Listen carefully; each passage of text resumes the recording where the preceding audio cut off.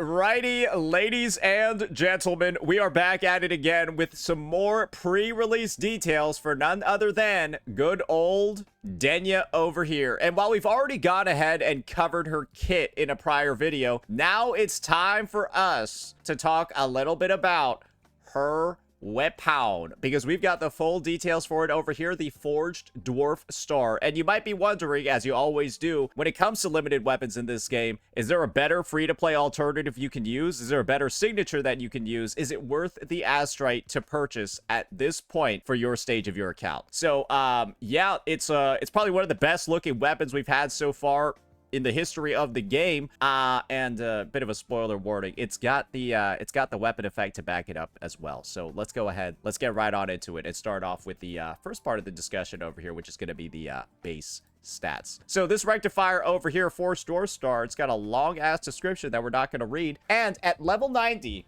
it's going to have these stats: 500 attack and then 36% crit rate. This kind of like is the sort of like standard for most rectifiers and the standard for most sub DPS characters, where they actually get way less on the base attacks side, but then a lot more on the crit side. Typically ends up with them being a lot easier to build, but they don't end up dealing maybe as much damage as they potentially could be, but you can get away with missing a crit rate roll or two.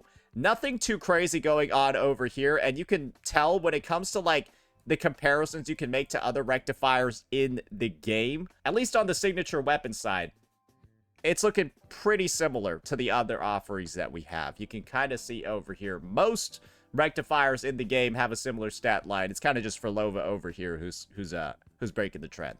So yeah, that's a little bit of the glue over there. Now though, that's not really going to tell most of the story when it comes to this weapon. That's what we're going to be moving on to, the good old weapon. That's the same photo. Yeah, that's when we got to start moving on to the good old weapon skill. So let's go ahead, let's take this piece by piece. So first things first, it's going to give an attack buff of 12%. Pretty standard. When the wielder inflicts fusion burst effect or tune strength shifting on the target, the wielder increases their liberation damage by 36% for 5 seconds. So this is basically how you know this weapon is going to be tailor-made for Denia. The bonus only lasts for 5 seconds, but that doesn't matter for Denia, because as you can see sort of like in her kit over here, basically she has 2 resonance modes. One is Fusion Burst and the other is Tune Strain, and these are all of the different attacks that she has. There's like 400 of them that apply some type of Fusion Burst, and these are all the attacks that she has in Tune Strain mode. There are like 400 of them that apply Tune Strain. So she's got no issue at all maintaining permanent uptime on either of these effects to have her Resonance Liberation damage buffed by 36% for 5 seconds. However, I don't think Denia as a character actually deals that much damage. This is my personal take. This bonus of 36% over here might be literally cosmetic, because I think the realization that most of you have had when like going through her kit, reading some of the details, seeing some of the buffs that she provides, I think it's on her inherent skill. I think it's on her inherent skill where you see some of the bullshit. Yeah, she provides 30% fusion damage for existing in Fusion Burst form. And then she also provides up to 50 points of Tomb Break boost, which is massive when you have Mornia on the team for the off-tune build-up rate increase, just for being in Tune Strain mode. You combine that with the fact that her best in slot sets, like she's gonna have over here, let me just see. She's gonna have Chromatic Foam over here, right? Which is the sort of like sub DPS set for Fusion Burst characters. Denia's gonna be the only one. That thing's gonna apply 25% fusion damage bonus, as well as on Denia's 4 cost, an additional 12%. So that's like literally 67% fusion, or 67% fusion damage bonus, something like that, something along those lines. That's kind of a lot of buffs. And then when she's gonna be on her other set, right, Realist Splice Memories, well, what this thing is gonna do is it's instead going to apply 20 points of Tomb Break boost, and then also provide a 12% attack increase as well. So yeah, she's got a lot of buffs just from her 2 resonance modes, just from existing on the team. And I think the end result of that is that her personal damage, because of all the massive buffing that she provides, it might not be like that good. It might not be like that crazy. And a character that she really ends up reminding me of, at least when it comes to what she's providing to the team, is actually Lene. And as we all know, ladies and gentlemen, Lene doesn't really deal that much damage. She does like a nice little burst on a couple of attacks, but in terms of like actually making the enemy's HP bar move, bro, she does like almost nothing. Let's be 100% real here. Her buffing is where most of her stuff comes in, because there's a secondary part to this weapon effect, ladies and gentlemen. We stopped reading over here, right? About the after the 36% liberation damage bonus. She's also got a team buff. Under this effect, when resonators in the team inflict fusion burst effect or tune strange shifting, their attack is increased by 24% for 15 seconds. And effects of the same name cannot be stacked. Ladies and gentlemen, Denia's weapon provides a 36% liberation damage bonus to herself and then a 24% attack buff to the entire fucking team, as long as you're able to apply Fusion Burst or Tune Strange Shifting. And, well, guess what? Denia's best in slot DPS partners will be Luke Herson, who applies Tune Strange Shifting on, like, every fucking attack, and then Imith, who in Fusion Burst form applies Fusion Burst on, like, every fucking attack. And as far as I'm concerned, this buff will also apply to Denia herself. It would make sense to me if this buff applied to Denia too, but that's also what it looks like, because it says any resonator in the team. So she might be getting 36% liberation damage and then 24% attack to herself for her own signature, and then also 24% attack to, well, the DPS on her team. Do you recall why I said she might not deal that much personal damage?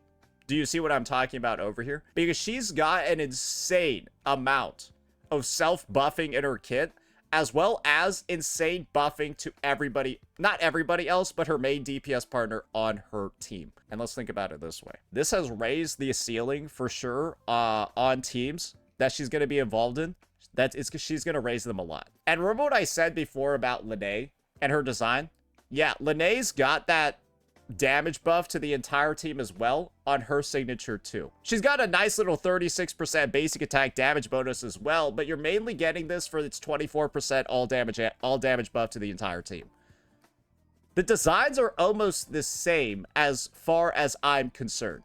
Damage buff built into the sig, but a team buff as well. But what's one realization that we've had about Lene's signature? Lene's signature is one of the most unnecessary ones in the game. You do not need it at all, because you can simply just skip it and then pull Static Mist instead. And while Static Mist doesn't have nearly the same amount of like personal damage buffs, it has a pretty substantial team buff though on that increased attack on outro skill. The end result, though, of the analysis with Denia is that we simply don't have an option like Static Mist for Rectifier characters.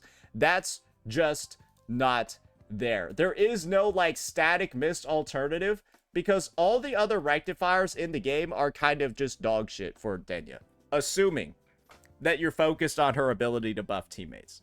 If you're just looking for something that's going to get you through with, like, decent stats and, like, decent personal damage, then you're probably going to be fine on something like a String Master, right? Or a Lenthian Elegy. You should be good. It shouldn't be that bad. Yes, you are going to be buffing Denia's main damage type of Liberation, but you'll still have, like, good base attack, good crit, stuff like that, and then a bit of a minor attack buff as well from using String Master, because Denia has multiple resonant skill casts in her kit. However, this is the sort of like big issue. This is sort of like the concern. The standard options are fucking garbage. They're fucking terrible. They're really, really, really, really bad in 90% of situations. Cosmic Ripples, bro, all this has, the only thing useful on here is the ER.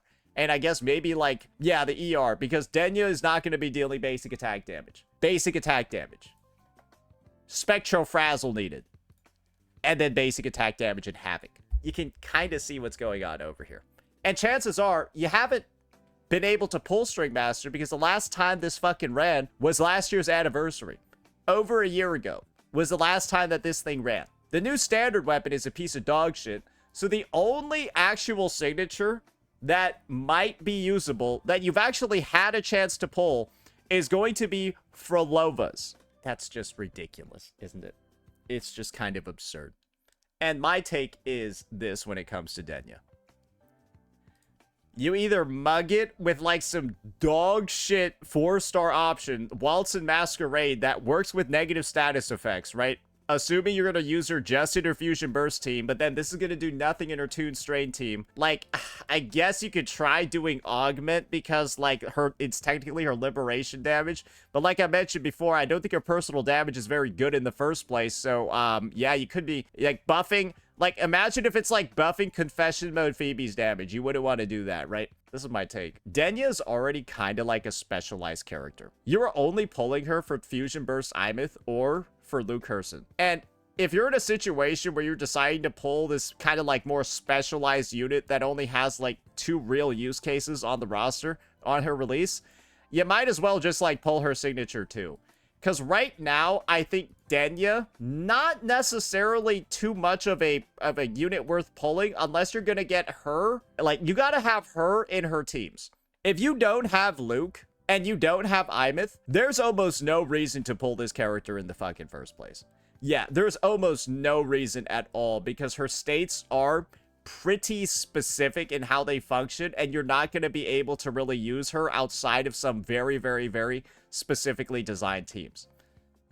And when her use cases are already like that specific, yes, she'll be able to get the job done on a more general use case weapon, but she is going to get it done the best and probably get some insane results on her signature. And when all the other kind of like signatures in the game aren't really that good at all on her, other than, well, I mean, none of them are going to be able to improve her buffing ability. And I guess the best ones for personal damage are like here. If you don't have Levian Elegy, you don't have String Master, but you do want Denia, you probably should try to get her signature 2 on top of it, because otherwise you're going to be in for a rough time just like thinking of a weapon option that works. Because the standard ones, these ones aren't doing it for you. This ain't like a Linnaeus situation. And the unfortunate thing is that if there was like a static mist sort of alternative over here, right, in the Rectifier class, it'd be very easy to say, oh, yeah, you should just definitely pick up a copy of Denia. But in this situation, where she's a Rectifier, and being a Rectifier is a debuff, I can't really say the same thing. Would SK Sig do anything? Fuck no. What are you on drugs? Are you on crack? But one thing I will say, though, is that her signature at a baseline seems stronger than SK's. SK's signature, for example, only gives 14% attack. Boys, it only gives 14% attack. Bro, hers at S1 gives 24%. This is what I mean by, I feel like her signature is actually not balanced. Like, I feel like this thing is overpowered. It's overpowered, but it only works on like 2 characters in the game, so it doesn't really seem that bad at all. And so the unfortunate thing is, guys, if you're pulling Denia, I hope you have the budget for this thing. Because that's just like, I hope you have the budget for this thing, or I hope you pulled String Master, or I hope you have a copy of Levian Elegy that you can move around, because our other weapon options are fucking dog shit. That's pretty much it. Now we gotta have a discussion over here about, well, can other characters on the roster use her weapon? And this is my take. No, not really. Yes, from the perspective of, it's like a functional stat stick at the same level as like a Phoebe signature or a Cantarella signature or a Jeja one. And so if that's the only reason why you are using a signature on somebody else is for like the raw stats, sure, go for it. You can also use the same exact argument for using any of these signatures on your Denia. Maybe this one fits her aesthetically because like this is like a bubble. She got bubbles too. I don't fucking know, right? But if you're looking for like actual buffs that will apply at some point to a rotation and you want more than a stat stick, you're only going to get it from these 2. And her weapon, it's basically just going to be a stat stick on every other Rectifier user that you're going to have, unless Kuro decides to come out with like another character that like applies Fusion Burst or Toon Strain and then also deals Liberation damage and is also a Rectifier. It's just not really going to happen, right? You can kind of see what's going on. So I don't think that this signature over here is going to have any use cases at all, other than being a stat stick for anyone on the roster. We don't know that, LOL. Yeah, okay, show me another signature that's gotten another user. Yeah, how about this? Yeah, I'm just coping. Yeah, you are. Yeah, of course you are, buddy. Kuro's done a very good job at ensuring that signatures don't end up stepping on the toes of other future release units. I would not be surprised if this one does not have another user for quite a while. Quite a fucking while at this point. So you're pulling it just for Denia. And in this case, it looks strong enough to be worth pulling. I think that your Denia with this is going to do a lot. But are you willing to even pull Denia in the first place when it's very, very, very likely that any of the characters that you're pulling her for can already get the job done? Potentially not. And my take is that if you're going to be pulling Denia in the first place, you might as well go all the way because you're not really pulling her for that many teams in the first place. And if you're looking for a value pull, you wouldn't have pulled Denia at all. So, yeah, that's going to be it for this one, ladies and gentlemen. I know it hasn't really given a solid answer, but if you're even debating this in the first place, I think you're already pulling Denia. Let me know what you all thought. Peace out.